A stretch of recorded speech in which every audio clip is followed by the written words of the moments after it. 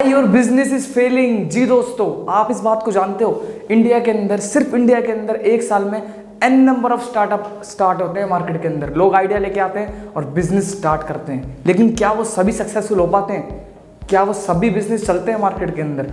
ऐसा नहीं है। उनमें से 90% से भी ज़्यादा स्टार्टअप अपने पहले साल के अंदर ही फेल हो जाते हैं, मार्केट से फ्लश आउट हो जाते हैं। जी दोस्तों, तो क्या कारण है कि ये 90% स्टार्टअप फेल हो जाते हैं? आज हम उनकी बात करने वाले हैं। आज मैं आपको बताऊंगा उन कारणों के बारे में जिसकी वजह से आपका बिजनेस फेल हो जाता है। मेरा नाम है किशन निगम। बिना किसी देरी की वीडियो को स्टार्ट करते हैं। दोस्तों, अब हम बात करते हैं उन कारण की, उन रीजंस की जिसकी वजह से आपका बिजनेस फेल हो रहा है और आगे भी होगा अगर आपने वो चेंज नहीं करा।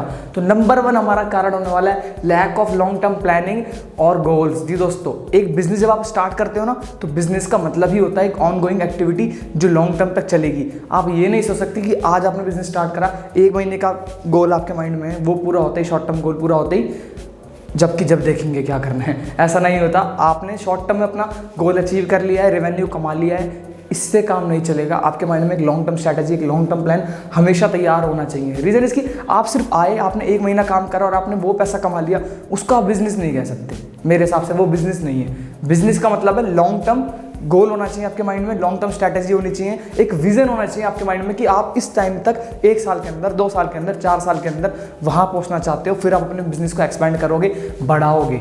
ये होता है बिजनेस। तो जब भी आप बिजनेस करो, सबसे बड़ा कारण होता ही है ये लोगों के फेल होने का, उनके पास एक गोल नहीं होता, उनके पास एक प्लानिंग नहीं होती लॉन्ग टर्म के लिए। वो उससे क्या होता है, फिर वो मार्केट के अंदर चेंज को बर्दाश्त नहीं कर पाते, टेक्नोलॉजी और ट्रेंड को नहीं मैचअप कर पाते अपने बिजनेस के साथ और फेल हो जाते हैं। तो सिर्फ शॉर्ट टर्म गोल से कुछ नहीं होने वाला।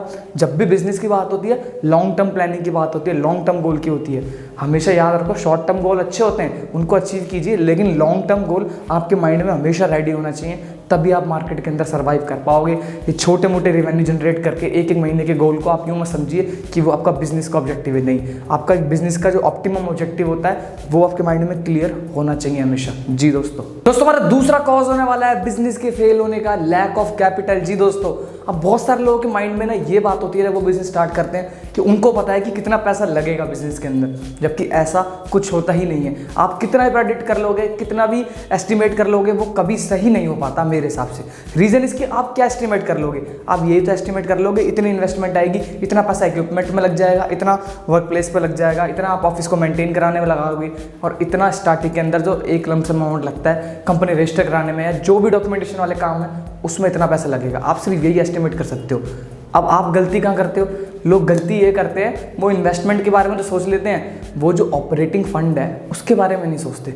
वर्किंग कैपिटल की रिक्वायरमेंट भी तो है आपको बिजनेस रन करने के लिए, डे टू डे खर्चे भी तो उठाने हैं, उसके लिए पैसा नहीं बचता, इसलिए बिजनेस फेल हो जाते हैं पहले साल के अंदर ही अपने।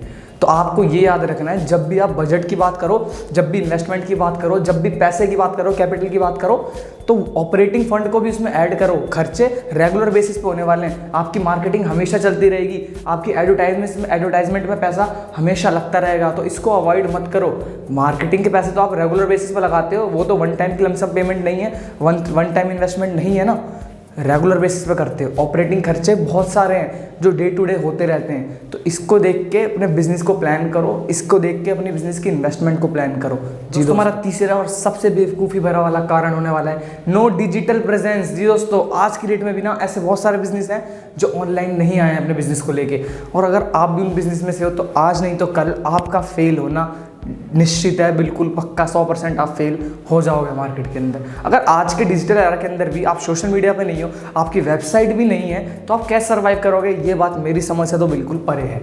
इस बात को समझिए, डिजिटल एरा है, 90% से लोग ज़्यादा डिजिटली कनेक्टेड हैं आज की डेट में। बिजनेस की अगर मैं बात करूँ, और अगर आप वहीं पीछे हो तो आप तो वैसे ही पीछे हो। कंपटीशन की तो मैं बात ही नहीं कर रहा, कंपटीशन तो नेक्स्ट लेवल है ही मार्केट के अंदर, लेकिन अगर आप अभी डिजिटली ही नहीं हुए हो तो आप बहुत पीछे हो, बहुत तक क्या, बहुत ज़्यादा पीछे हो मेरे हिसाब से। तो डिजिटल प्रेजेंस बनाइए मार्केट के अंदर। 3.2 बिलियन से ज़्यादा लोग यूज़ करते हैं फ़ोन का डिजिटली बिजनेस करने के लिए, बिजनेस से डील करने के लिए। और अगर आप आज की डेट में भी डिजिटल नहीं है तो आपका बिजनेस रन कैसे करेगा? ये बात मेरी समझ से तो बिल्कुल परे है। तो आप डिजिटल आइए, अपनी वेबसाइट बनवाइए, वेबसाइट सोशल मीडिया पे तो आइए। सोशल मीडिया पे आपको खुद पता है इतने सारे लोग हैं, इतने सारे लोग प्लेटफॉर्म यूज़ करते हैं, Facebook, Instagram, YouTube, Twitter, LinkedIn ऐसे, लेकिन आप उन पे ही नहीं हो। तो आप बिजनेस कैसे करोगे?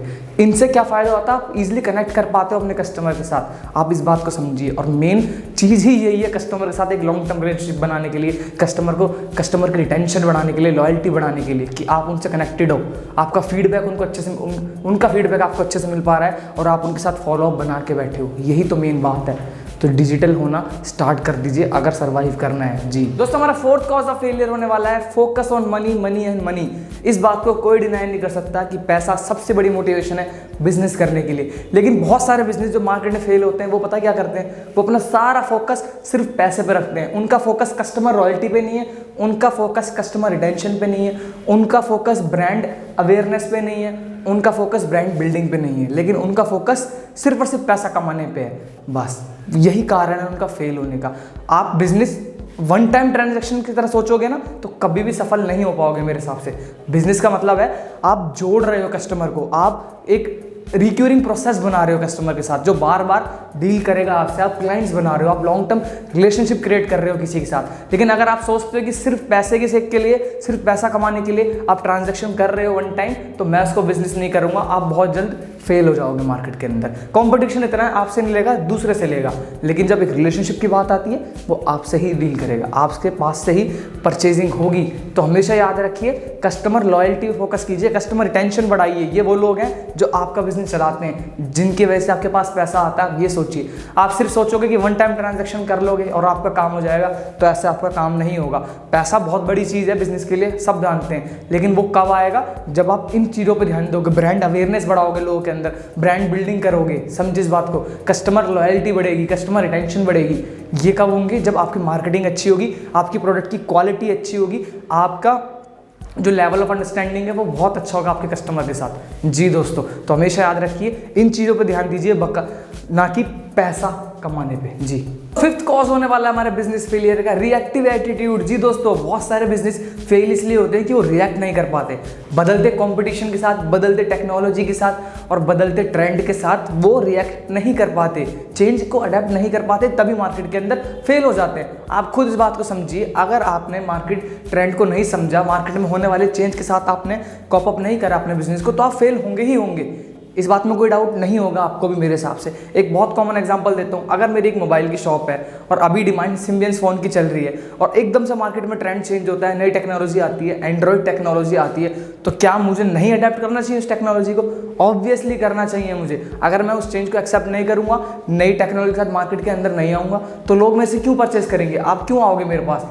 आपको भी तो नई टेक्नोलॉजी चाहिए, आपकी डिमांड भी तो चेंज हो रही है, आपकी प्रेफरेंसेस भी तो बदल रही है ना डे टू डे। तो आप क्या करोगे? आप मेरे पास नहीं आओगे क्योंकि मैंने चेंज को एक्सेप्ट नहीं करा, मैंने रिएक्ट कर रहा ही नहीं टेक्नोलॉजी पे। तो यही गेम है, हमेशा याद रखिए टेक्नोलॉजी पे टाइम टू टाइम रिएक्ट करते रहिए। जैसी चेंज आए उसको एक्सेप्ट कीजिए, उसके ऊपर काम करना स्टार्ट कीजिए। मार्केट ट्रेंड बहुत जल्दी चेंज हो रहा है, हम सब जानते हैं, बिजनेस को भी उसके अकॉर्डिंग चेंज होना ही पड़ता है। यही नियम है, यही गेम है और ऐसा होता आ रहा है और आगे भी ऐसा ही होगा। आपको चेंज को अडेप्ट करना ही पड़ेगा। जी दोस्तों, आई होप अब आपको समझ आ गया होगा कौन कौन से कारण है, कौन कौन से रीजन है कि बिजनेस मार्केट के अंदर फेल होते हैं। अगर आपको वीडियो हेल्पफुल रही है तो प्लीज़ वीडियो को लाइक कर दीजिए, वीडियो को शेयर कर दीजिए, वीडियो पे कमेंट कर दीजिए, चैनल को सब्सक्राइब कर दीजिए और बेल आइकन दबाना मत भूलिए ना। मिलते हैं अगली वीडियो में। Thank you so much.